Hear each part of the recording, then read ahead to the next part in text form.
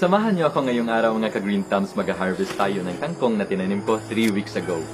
Kung natatandaan niyo yung video ko about lazy composting, ay eto na yung result. Sobrang tataba at healthy nila. Purely organic po yan, kaya masisiguro natin na safe at healthy ang ating kinakain.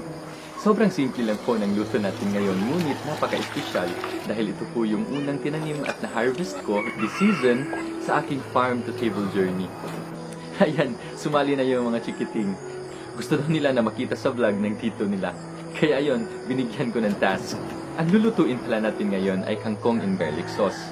I-blanch lang sa kumukulong tubig na may asin ng 1 minuto. Pagkatapos ay ilagay ka agad sa ice bath upang hindi na mag-self-cook at mapanatili ang crispiness. Lagyan ng konting mantika, bawang, black pepper, chili flakes, cornstarch, toyo at konting oyster sauce. So ayan, since ready na yung garlic sauce natin, ay ilalagay na natin sa blanched kangkong. At i-add ang crispy garlic. Siyempre, ang unang titikim ay ang mga little kitchen helpers ko ngayon. Masarap ba, kids? Tara, kain tayo mga ka-Green Thumbs.